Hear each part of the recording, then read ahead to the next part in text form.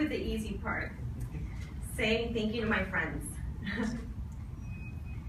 So there's Shawnee-Lo, Gisela, there's Gabe over there, and then Naomi. Naomi wasn't here, I wasn't able to come, but she saw me almost in tears one day at the library, and because I was freaking out about something. And she came up to me and she's like, "Are you stressed out?" And I said, "Yes, if it's not." It was pretty obvious I was stressing out about something. It must have been something like the printer wasn't working. I stress out about things like that. Anyways, she came up to me and she said, "The next meeting for La Raza is such and such date. You should join us. We have food. Just at least come for the food." That brought me, of course. We're poor law students living on loans. So I went and I ran for secretary that year, and thankfully I was able to make it. But if it wasn't for Naomi stepping up that day and welcoming me into La Raza, I honestly would probably not be here today. So thank you to all my friends.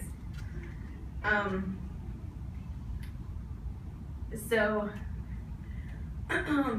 then comes, oh, I see Irving back there.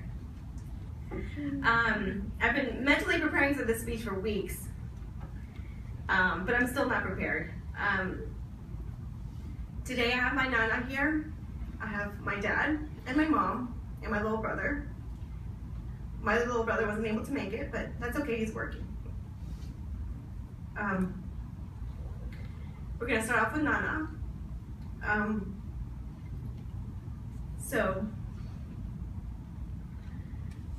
I was born in Tijuana, and my parents died when I was 5, and Nana brought me in to her home as one of her own.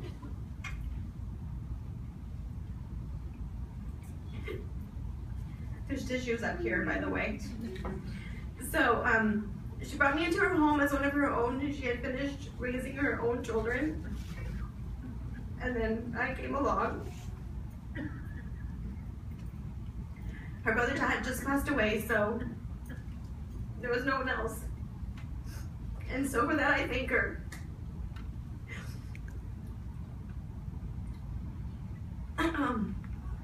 We had some difficult times together. It was just her and I. She had gone to school in Tijuana, and unfortunately, as some people have said in the past, she couldn't go past.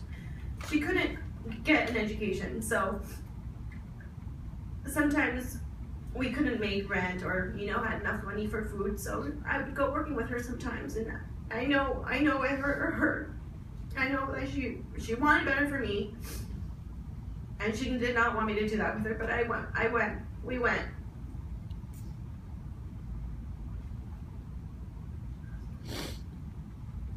Aside from that, just a little comical relief.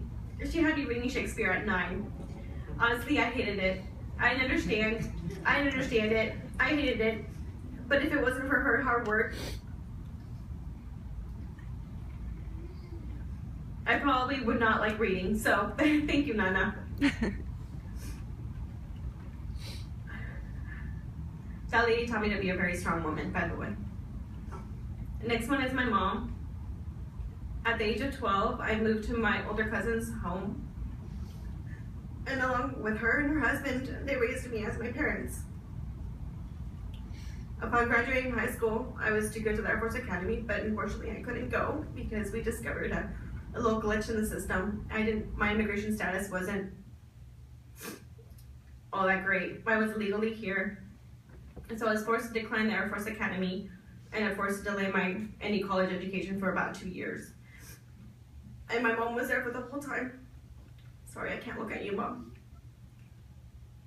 But regardless of how bad it was and how sad I was that I wasn't able to continue my education, my mom was there. I tell you, that woman dried every single tear I had. And she told me, and she would hug me and say everything was gonna be okay.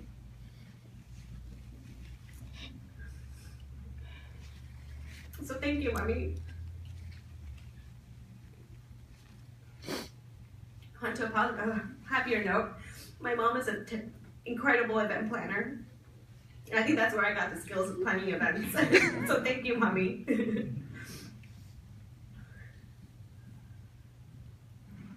On to my dad. So last but certainly not least, My dad taught me to be patient. I was waiting for my immigration status to resolve itself. And waiting those 2 years and getting deported, I was angry. I was very angry. Not specifically at anyone, but just at the situation.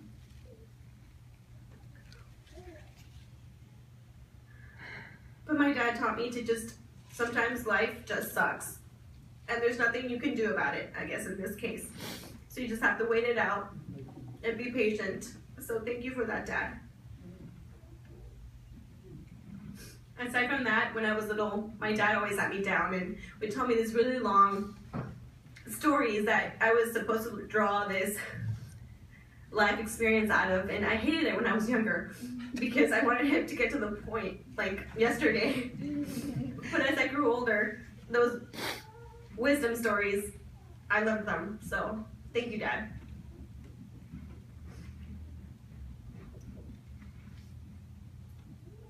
And please know that between the three of you, I'm standing up here because of you. So Nana, Dad, and Mom, thank you. I did this for you. That's it. Thank you.